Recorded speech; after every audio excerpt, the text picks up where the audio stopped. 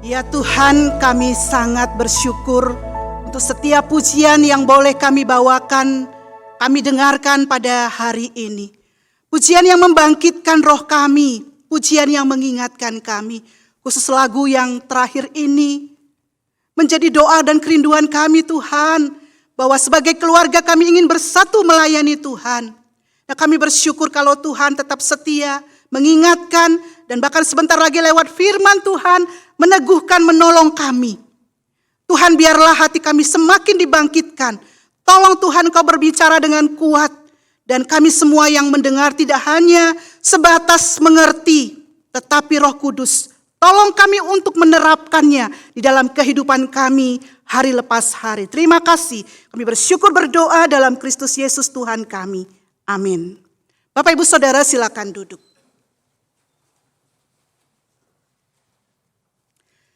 Hari ini bersama-sama dalam rangka Pekan Keluarga kita akan membahas satu tema, disfungsi keluarga.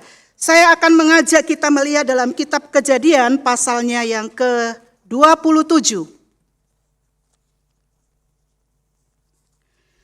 Pasal ini sangat panjang, Bapak Ibu, saya harapkan nanti pulang boleh terus mempelajari bersama dengan keluarga bagian-bagian yang saya harap tidak hanya pasal 27, tetapi pasal-pasal berkaitan dengan kisah tokoh yang akan kita bahas hari ini. Kita akan lihat Kejadian 27, saya akan bacakan beberapa ayat bagi kita, ayat pertama sampai dengan ayat 10. Ketika Ishak sudah tua dan matanya telah kabur sehingga ia tidak dapat melihat lagi, dipanggilnyalah Esau anak sulungnya serta berkata kepadanya, "Anakku," sahut Esau, "Ya Bapa." Berkatalah Ishak, "Lihat, aku sudah tua, aku tidak tahu bila hari kematianku. Maka sekarang ambillah senjatamu, tabung panah dan busurmu, pergilah ke padang dan burulah bagiku seekor binatang. Olahlah bagiku makanan yang enak seperti yang kugemari. Sesudah itu bawalah kepadaku supaya ku makan, agar aku memberkati engkau sebelum aku mati." Tetapi Ribka mendengarkannya ketika Ishak berkata kepada Esau, anaknya itu. Setelah Esau pergi ke padang memburu seekor binatang untuk dibawanya kepada ayahnya, berkatalah Ribka kepada Yakub, anaknya, "Telah kudengar ayahmu berkata kepada Esau kakakmu, bawalah bagiku seekor binatang buruan dan olahlah bagiku makanan yang enak, supaya ku makan dan supaya aku memberkati engkau di hadapan Tuhan sebelum aku mati. Maka sekarang anakku, dengarkanlah perkataanku seperti yang kuperintahkan kepadamu. Pergilah ke tempat kambing domba kita, ambillah dari sana 2 anak kambing yang baik, maka aku akan mengolahnya menjadi makanan yang enak bagi ayahmu seperti yang digemarinya. Bawalah itu kepada ayahmu supaya dimakannya agar ia memberkati engkau sebelum ia mati." Ayat ke-41 sampai dengan ayat 45. Yakub lari ke Mesopotamia. Esau menaruh dendam kepada Yakub karena berkat yang telah diberikan oleh ayahnya kepadanya. Lalu ia berkata kepada dirinya sendiri, "Hari-hari berkabung karena kematian ayahku itu tidak akan lama lagi. Pada waktu itulah Yakub adikku akan kubunuh." Ketika diberitahukan perkataan Esau anak sulungnya itu kepada Ribka, maka disuruhnyalah memanggil Yakub anak bungsunya. Lalu berkata kepadanya, "Esau kakakmu bermaksud membalas dendam membunuh engkau. Jadi sekarang anakku, dengarkanlah perkataanku. Bersiaplah engkau dan larilah kepada Laban saudaraku ke Haran. Dan tinggallah padanya beberapa waktu lamanya sampai kegeraman dan kemarahan kakakmu itu surut daripadamu. Dan ia lupa apa yang telah engkau perbuat kepadanya. Kemudian aku akan menyuruh orang menjemput engkau dari situ. Mengapa aku akan kehilangan kamu berdua pada satu hari juga?" Berbahagialah setiap kita yang tidak hanya membaca, mendengar, tetapi menerapkannya dalam hidup kita. Haleluya.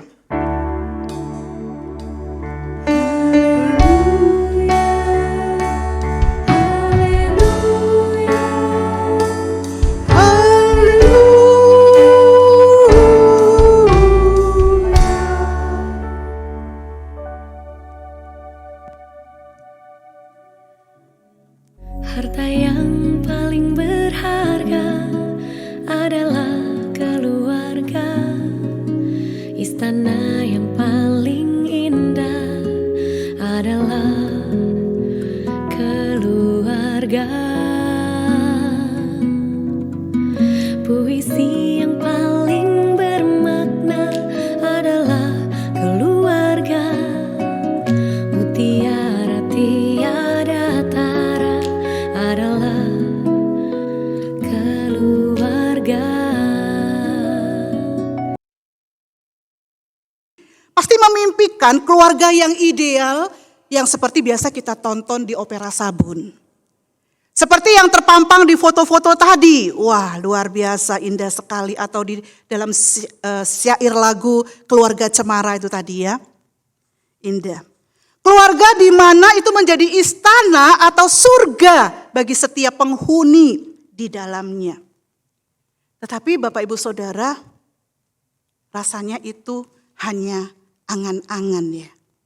Hanya harapan atau hanya ada di Opera Sabun yang kita tonton. Realitanya kita menemukan bahwa keluarga itu bermasalah, berkonflik. Suatu hari dosen kami itu cerita. Istrinya itu posting satu foto mereka berdua. Kalau dari penampakan apa yang dipost, orang akan mendefinisikan atau mengatakan, wah, ini pasangan parubaya yang harmonis, bahagia, ideal. Karena itu terpampang di foto. Tapi dosen saya itu cerita, para penonton atau orang-orang yang menyaksikan postingan istrinya itu tidak tahu bahwa ketika foto itu diambil, mereka itu tengah bertengkar. Jadi foto yang diambil dalam kondisi konflik, nah, tapi waktu foto kan semua pasang. Jadi Bapak Ibu Saudara, kita jangan cepat-cepat maksudnya itu wah, lihat foto orang itu, wah ini keluarga happy. Kita iri dengan foto-foto orang di Facebook, di media massa lainnya. Belum tentu apa yang terpampang, apa yang kelihatan itu seperti apa kenyataannya. Mungkin Bapak Ibu juga punya pengalaman itu. Setiap keluarga pasti ada konflik, ada masalah. Kenapa? Karena memang orang-orang yang ada dalam keluarga itu berpotensi untuk memberi konflik atau mendatangkan konflik. Berpotensi untuk menyakiti, melukai, mendatangkan masalah. Saya walaupun seorang hamba Tuhan, saya berpotensi menyakiti dulu waktu ada suami saya, anak-anak saya. Dan saya harus terima. Harusnya saya terima. Ketika manusia pertama jatuh dalam dosa, katakan manusia itu sudah disfungsi. Disfungsi itu artinya sudah enggak normal. Kalau KBBI itu menerjemahkan begitu, tidak seperti yang seharusnya. Kejatuhan manusia membuat manusia disfungsi dan itu terjadi juga pada keluarga. Kalau kita lihat kitab Kejadian, maka ketika manusia jatuh dalam dosa, maka itu terjadi kehebohan di tengah-tengah keluarga. Keluarga Adam, keluarga-keluarga lainnya. Termasuk kita akan belajar keluarga yang satu ini. Keluarga Ishak. Nah teman-teman, Bapak Ibu, kita akan melihat keluarga yang menarik ini. Sebagai orang tua, Ishak dan Ribka itu seharusnya mengasihi dua anak yang Tuhan karuniakan kepada mereka. Mereka berdoa ketika dikatakan Ribka mandul. Berdoa dengan sungguh-sungguh dan Tuhan kasih sepasang anak kembar dalam rahim ibunya. Sama-sama anak yang dilahirkan dalam satu mama. Sama-sama anak yang ada dalam satu keluarga. Kan hasil papa mama. Tapi Alkitab mengatakan ini orang tua yang pilih kasih. Dikatakan Ishak lebih sayang kepada Esau, sedangkan Ribka itu sayang kepada si bungsu. Kenapa? Alkitab juga menceritakannya. Si ayah ini dia doyan makan daging buruan. Dan olahannya ternyata selain si Esau ini pandai berburu maksud saya. Tapi dia juga pandai mengolah hasil buruannya. Kegemaran papanya. Ini membuat papanya sayang kepada dia. Dan biasalah kalau satu sudah sayang. Kita biasanya itu mungkin bagian-bagian yang lain gak sayang. Muncullah mama, kasihan nih anak ya. Yang selalu gak diperhatikan, gak disayang. Jadi kesini, kalau papa ini, mama kesini. Ada kubu barat, kubu utara, kubu timur.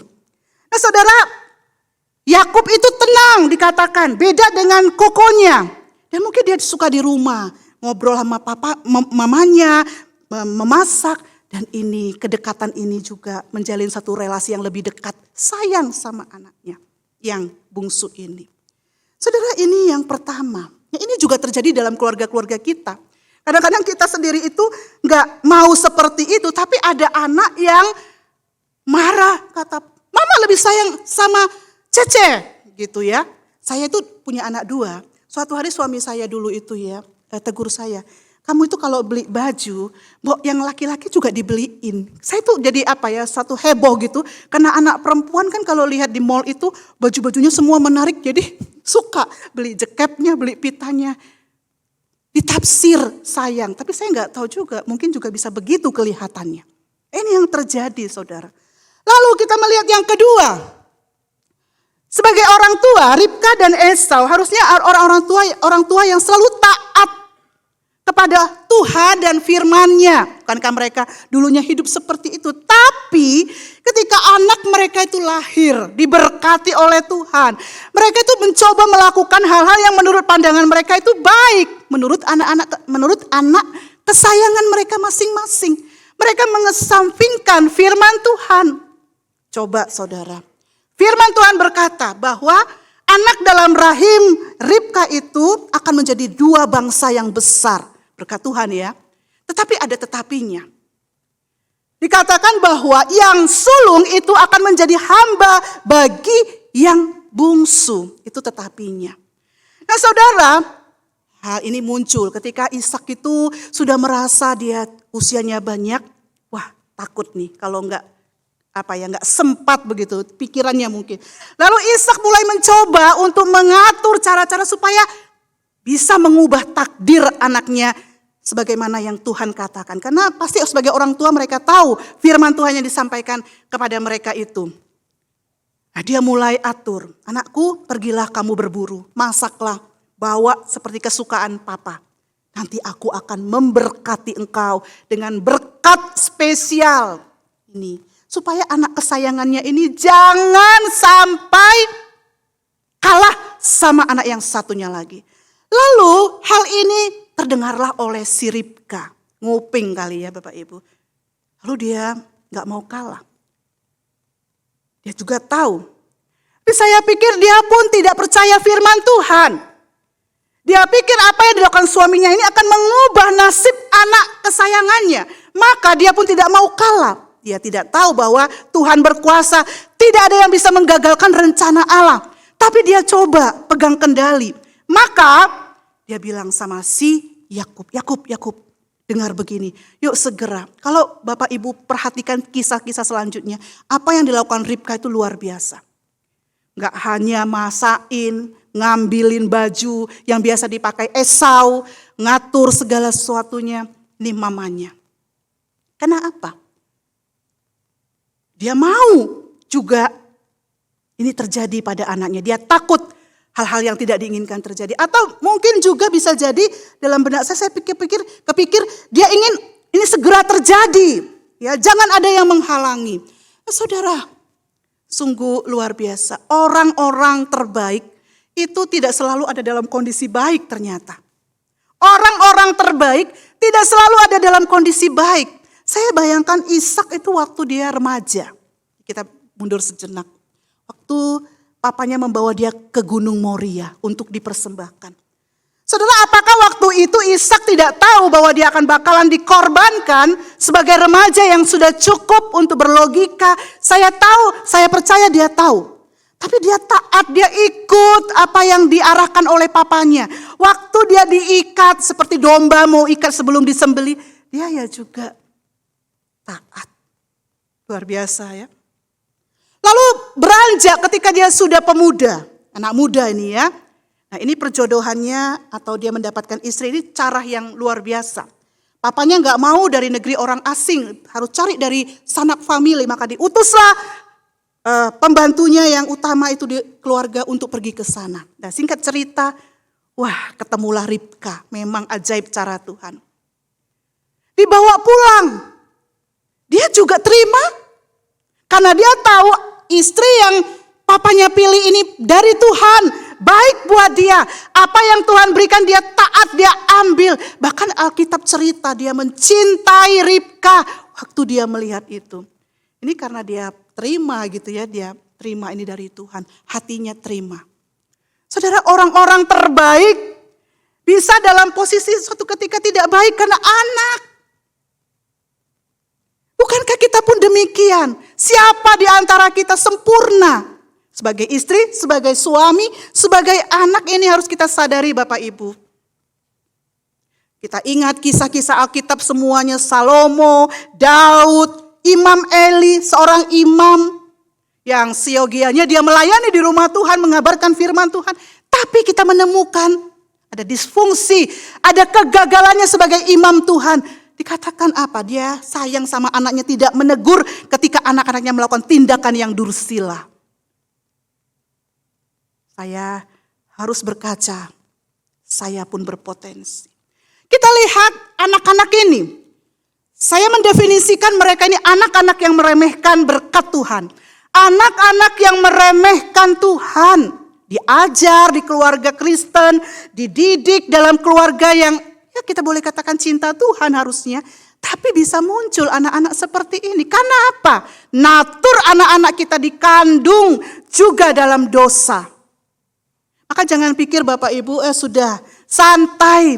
Anak kita ada di sekolah minggu. Anak kita ada di sekolah Kristen. Anak kita tiap hari itu disuguhin lagu-lagu sekolah minggu. Cukup. Kita santai-santai. Tidak bisa Bapak Ibu.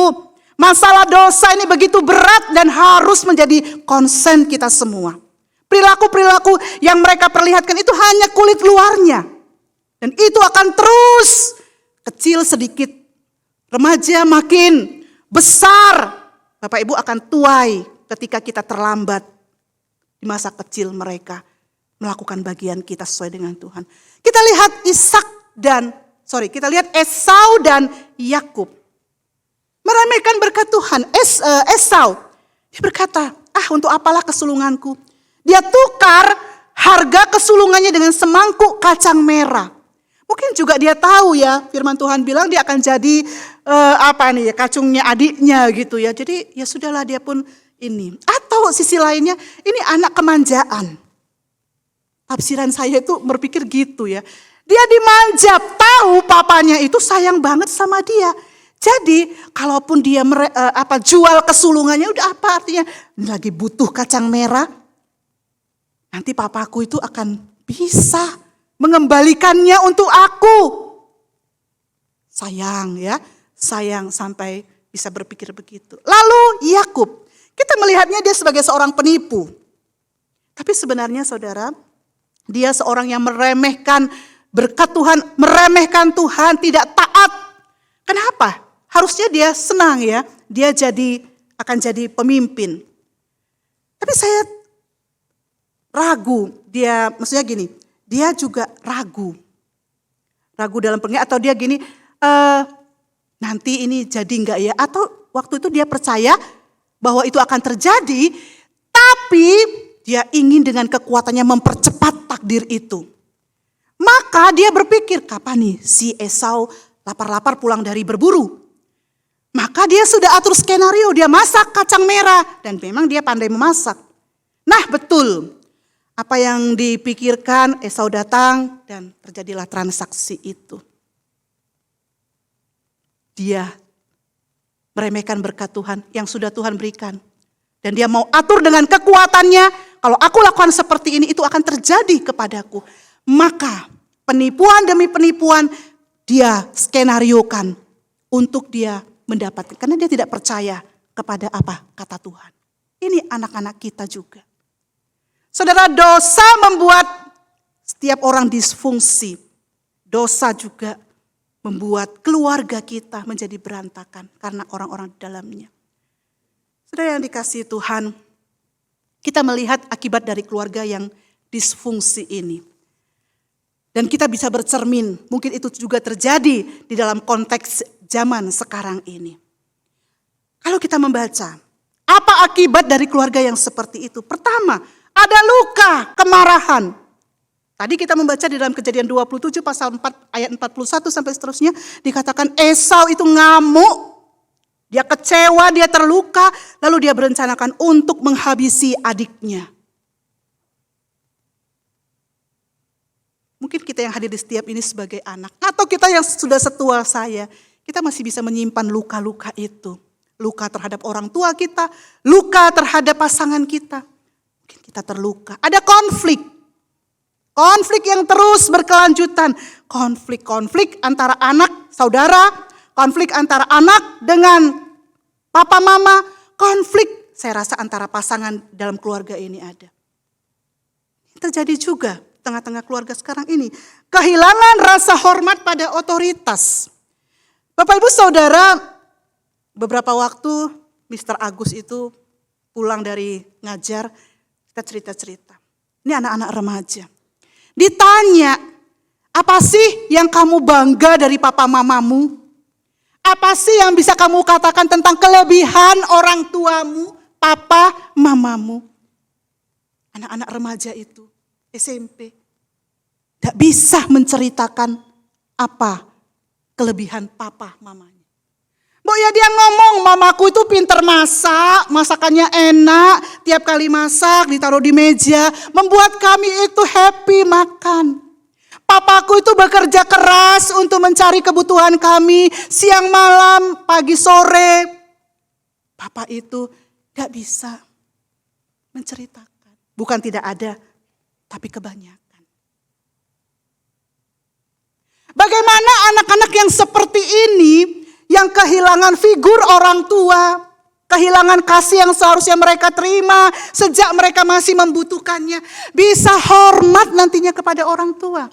Saudara mungkin saat ini di rumah, mereka masih di rumah kita. Mereka masih masih iya mah dengan wajah kecut. Tapi nanti kita akan menuai kesedihan, itu yang terjadi juga di dalam keluarga ini. Kesedihan tadi itu Ribka bilang, 1 hari aku kehilangan 2 anakku. Kesedihan yang panjang. Saudara, ada banyak keluarga-keluarga juga kehilangan ya. Anak hidupnya tanpa rasa aman. Bayangkan Yakub lari sana lari sini. Takut. Mungkin dia bisa punya kambing domba harta. Tapi kita melihat dia diburu ketakutan, insecure, tidak aman. Ini anak-anak yang selalu ngomong nih di dunia remaja ini. Begitu ya kita ketemu. Senang ya di Tritunggal itu KTB. KTB dengan anak-anak remaja, anak-anak SMP, SMA. Cerita, tapi kita enggak. Maksudnya menjelek-jelekkan orang tua tidak. Tapi kami mencoba menjadi pengganti, walaupun tidak bisa menggantikan sebenarnya peran-peran orang tua. Tapi melihat kesedihan itu, kesalahan yang terulang karena keteladanan yang buruk. Apa yang terjadi? Bukankah itu terjadi dalam keluarga Yakub, keluarga Yusuf, anak-anak mereka? Pilih kasih, terjadi juga. Yakub coba, sampai keluarganya juga berantakan kan? Pilih kasih. Saudara, ini perlu menjadi peringatan bagi kita. Hari ini kalau kita tidak hati-hati, sebenarnya kita sedang mempertontonkan kepada anak-anak kita suatu hal yang bakalan mereka lakukan. Kalau Bapak Ibu misalnya suka merokok, suka merokok, kita lakukan di rumah. Lalu di situ ada anak-anak kita, mereka saksikan. Kalau kita bilang jangan merokok, ya nggak bisa. Karena kok papa suka rokok. Nah waktu dia coba. Mungkin menaikkan gengsinya ya. Anak-anak itu suka pakai vape gitu, vape itu ya. Vape itu kayaknya gengsinya tinggi. Karena dia lihat papanya, papaku kok keren ya.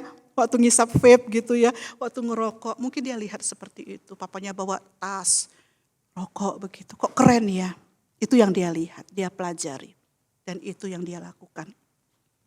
Saudara, saya tidak tahu hati saudara. Saya tidak tahu kondisi saudara satu persatu. Mungkin hari ini di antara kita ada anak yang berkata, aku terluka.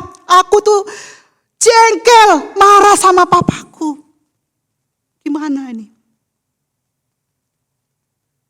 ada pasangan suami istri yang hari ini di sini, mungkin bisa duduk, tapi ada hal-hal yang sedang konflik.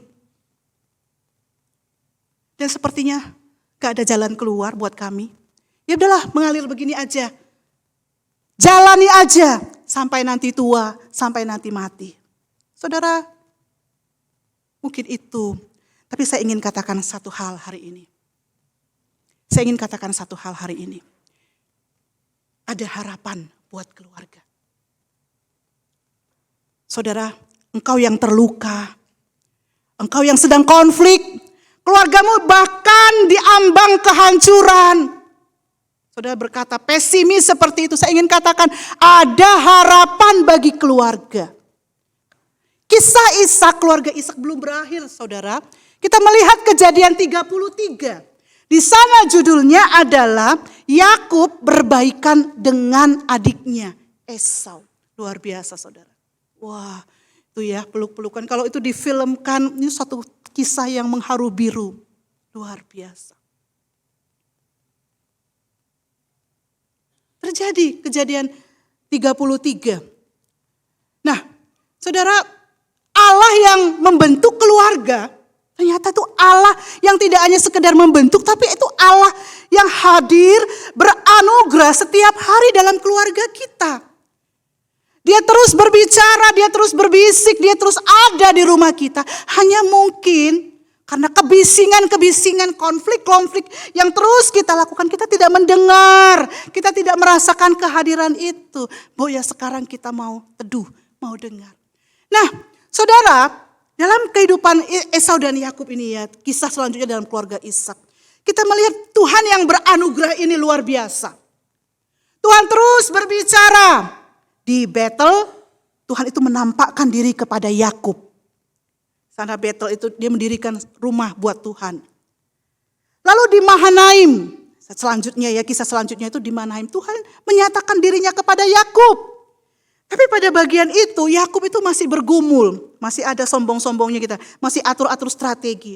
Dia coba dikelompokkan anggota. Dia sudah tadi kan dia dalam ketakutan, tapi dia punya hati ya mau berdamai, tapi mau maju, mundur. Nah ini yang penting Bapak Ibu. Ada hati nih, walaupun dalam prosesnya itu sulit, tapi mulai dari ada hati, ada gerakan, aku mau diperbaiki, aku mau dipulihkan, aku gak mau seperti ini. Nah itu, dia atur-atur, dia coba, dia bikin dia siapkan barang-barang yang nanti kalau dikasih ke Esau, ini bisa menjadi alat pendamai, diatur. Lalu kita lihat kisah selanjutnya, itu ada di Niel. Di Kejadian pasal 32. Ini menarik saudara. Di bagian ini di Kejadian 32 ayat 24. Situ ada satu bagian yang dikatakan. Lalu tinggallah Yakub seorang diri dan seorang laki-laki bergulat dengan dia sampai fajar menyingsing. Itu Allah. Kenapa Yakub sampai bergulat dengan Tuhan pada posisi itu? Hal ini karena kesadaran Yakub akan kebutuhannya terhadap Tuhan. Tuhan dia pegang, dia kayaknya pegangin Tuhan ya. Jangan tinggalkan aku butuh engkau. Ini saya dramakan. Aku butuh engkau Tuhan, dia pegang, bertarung dengan Tuhan. Dan dia menang. Dia merasa, dia butuh Tuhan. Ini menunjukkan kebergantungannya. Sekarang dia rendah hati. Dia butuh Tuhan, dia berserah kepada Tuhan. Bukan lagi aku, maka namanya pada waktu itu diganti. Dari Yakub menjadi Israel. Yakub artinya kemandirian, Israel itu artinya kebergantungan. Hari itu dia mau bergantung sama Tuhan.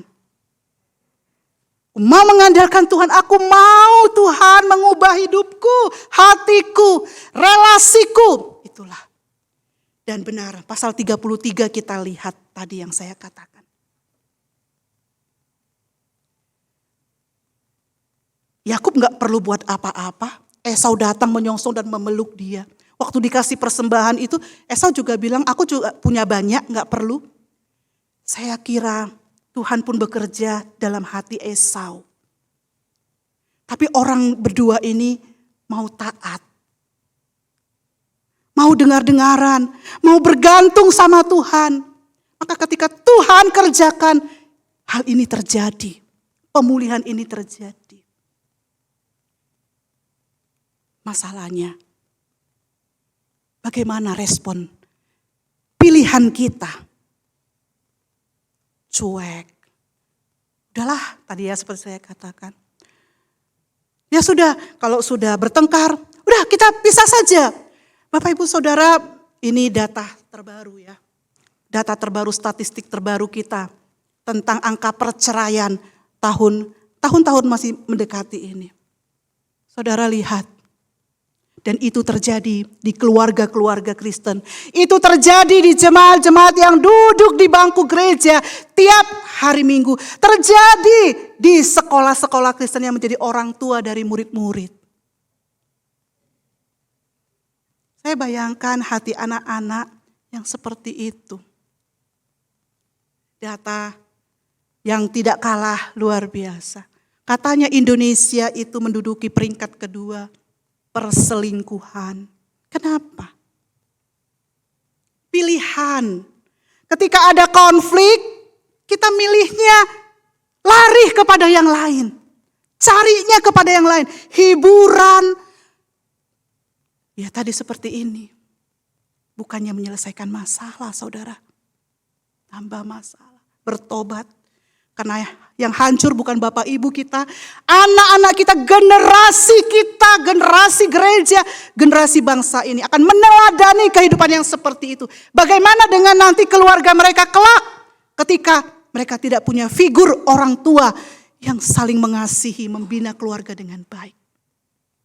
Saudara, jangan main-main dengan keluarga kita. Ini anugerah sekaligus tanggung jawab. Saudara, ini ya, saya lihat ada satu gambar yang kita mungkin ini. Mungkin memang keluarga itu bisa tidak punya orang tua karena ketidakhadirannya karena meninggal. Tapi Tuhan kita itu, Bapa kita itu Bapa untuk para janda, untuk para yatim dan piatu. Dia memelihara hidup. Tapi yang lebih mengerikan ketika dia ada, tapi tidak berfungsi. Kemana papanya? Kita tanya gitu ya dalam kaleng kongguan. Mungkin waktu itu kerja sih. Tapi sekarang, tapi bisa saja tidak hanya sibuk sampai kehadirannya tidak ada.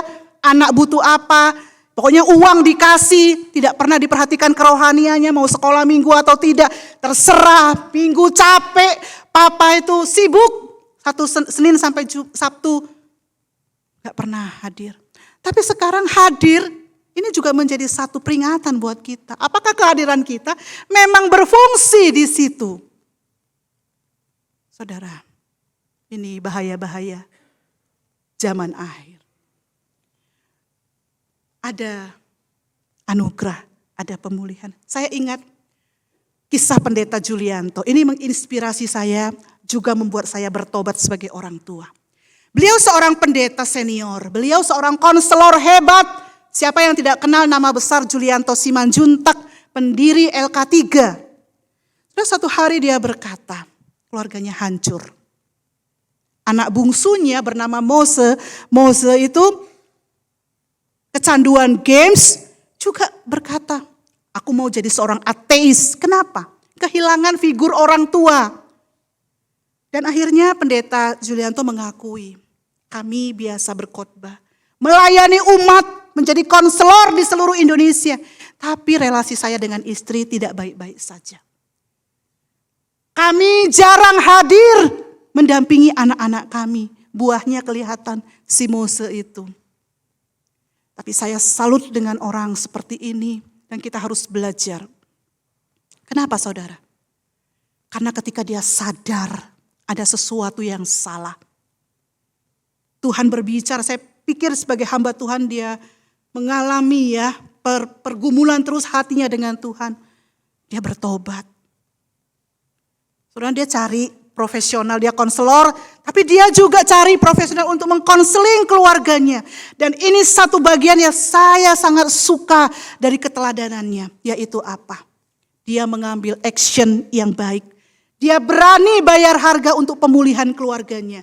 Satu hari dia, saya nggak tahu apakah ini cuti atau selamanya, dia off dari pendetanya, tugas-tugasnya. Dan dia memboyong keluarganya beserta anak bungsunya ini pergi ke Salatiga. Anaknya disekolahkan di satu sekolah yang saya rasa bagus di Salatiga. Untuk apa? Terapi, pemulihan, introspeksi dalam pergumulan. Saudara, ini yang sering saya temukan waktu ngomong-ngomong dengan orang tua yang, lalu Bapak Ibu harus melakukan apa? Mereka ngomong, ya harusnya kami begini ya, begini. Tetapi sampai hanya batas itu. Tindakannya apa? Gak berani. Gak ada langkah selanjutnya, memang mungkin sulit. Mungkin untuk anak-anak yang kalau kita lihat sudah kehilangan figur papa sudah ini. Bapak Ibu mungkin ada yang harus berhenti kerja. Ada harus banyak di rumah. Mungkin job kita itu harus sedikit, dapatnya dikit maksud saya ya. Tapi kan kita percaya berkat Tuhan itu melimpah. Kita takut, nanti kalau aku kerja cuma 5 hari dan dari pukul 8 sampai pukul 3 sore, itu jam 4 sampai jam ini. Kita takut seperti itu. Waktu disuruh itu harusnya mereka tahu, tapi tidak dilakukan. Saudara, ada tips, bagi kita untuk pemulihan. Yang pertama saudara sadari. Kesadaran itu adalah satu langkah pemulihan. Sadar ada masalah nih. Sadar kita tidak baik-baik saja. Makin kita sadar saya ini berpotensi untuk melukai istri, melukai anak. Kita tuh makin harus takut Tuhan. Harus banyak bergantung, banyak berdoa, baca firman Tuhan, melakukan firman Tuhan.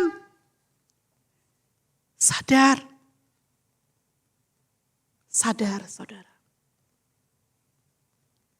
Punya kerinduan untuk pulih. Cari. Ya rendah hati ya, mau dituntun Tuhan ini penting. Rendah hati. Tadi saya belajar ya, rendah hati. Esau, Yakub, rendah hati. Bergantung sama Tuhan. Mau. Memang tidak mudah. Ada tindakan. Saudara mungkin masalahnya malu. Kadang-kadang kita malu menceritakan bahwa kita sedang ada masalah. Tapi daripada rusak, masuk kita pertahankan malu. Kalau saudara sakit, malu aku ngakuin. Ada kudis di tangan, dibiarkan terus. Enggak.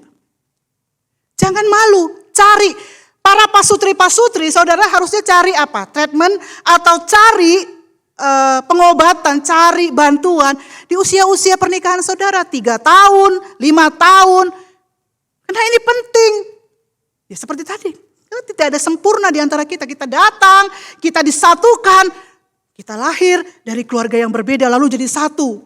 Saya suka ngomongnya tinggi-tinggi. Suami saya itu yang ekstrovert, saya introvert.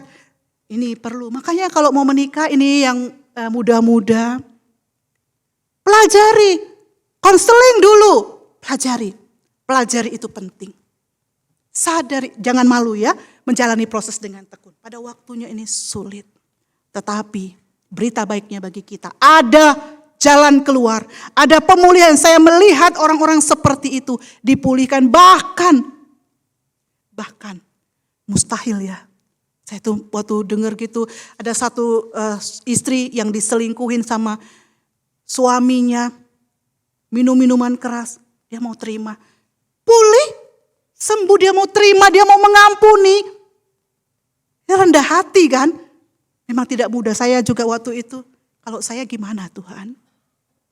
Tolong. Saudara, biarlah kebenaran firman Tuhan hari ini menolong kita semua sebagai orang tua, sebagai anak. Saudara-saudara yang terluka akibat orang tua tadi ya. Saudara bergumul dengan Tuhan. Sadari, jangan simpan luka itu yang hanya Tuhan Yesus mengajarkan kita mengampuni. Kita pun mengampuni, dan Tuhan yang sudah mati di atas kayu salib itu berkata, Bapa ampunilah mereka sebab mereka tidak tahu apa yang mereka lakukan. Darahnya itu, kehadirannya itu di hati kita, memampukan kita melakukan hal yang sama. Dengan anugerahnya. Mari kita tunduk kepala. Bapak, Ibu, Saudara, mari kita taruh tangan kita di dada. Menunjukkan kelemahan kita, kebergantungan kita kepada Tuhan. Bapa di sorga, Engkau melihat setiap kami. Para orang tua, anak-anak, pasangan suami istri, keluarga besar antara mertua menantu. Tuhan, Engkau tahu persis, tidak ada yang tersembunyi. Mungkin ada yang berkata, hatiku sakit Tuhan, tolonglah aku Tuhan, tolonglah aku. Hari ini kami percaya Tuhan membuka tangannya yang berlubang paku itu. Memeluk dan berkata, lepaskan pengampunan. Tuhan, kami sebagai orang tua mau belajar untuk bersandar kepada Engkau. Belajar untuk membangun keluarga yang memang bukan mungkin keluarga yang sempurna banget. Tapi di tengah konflik, kami bagaimana memanage konflik itu dengan tepat. Kami membutuhkan Tuhan. Membutuhkan firman Tuhan. Walau mungkin kami pernah gagal, tapi kami mau bangkit. Kami tidak mau apatis. Kami tidak mau cuek. Kami mau bangkit. Tolonglah kami Tuhan. Bapak, kami juga membawa keluarga besar GKI Stadion dan segala pergumulannya. Saat-saat ini tengah dipersiapkan untuk acara Natal nanti di akhir tahun ini. Berkati seluruh panitia untuk bisa mengatur, menata semua dengan baik. Kami berdoa ya Tuhan untuk banyak kegiatan-kegiatan yang dipersiapkan. Tuhan, kami rindu ini semua membangun kami. Ini semua membuat kami dekat kepada Tuhan. Berikan kehausan, rasa butuh di hati kami Tuhan, pribadi lepas pribadi. Karena Tuhan tidak mau kami begitu-begitu saja. Kami harus menjadi seorang murid yang berdiri teguh di tengah dunia yang jahat ini. Bapak, kami berdoa untuk Pos PI Pelamongan Indah. Dalam segala pergumulannya, berkati penginjil Esau, semua pengurus, semua jemaat. Biarlah mereka tidak hanya puas dengan jumlah ataupun kegiatan sehari-hari yang ada, tapi mereka melihat keluar akan domba-domba yang haus akan persekutuan, haus akan komunitas yang baik. Mereka menyediakannya. Tuhan, ada banyak lagi menjadi pergumulan kami. Jemaat-jemaat yang sakit secara mental, sakit secara fisik. Tuhan, Engkau hari ini pun sedang bekerja di tengah-tengah mereka.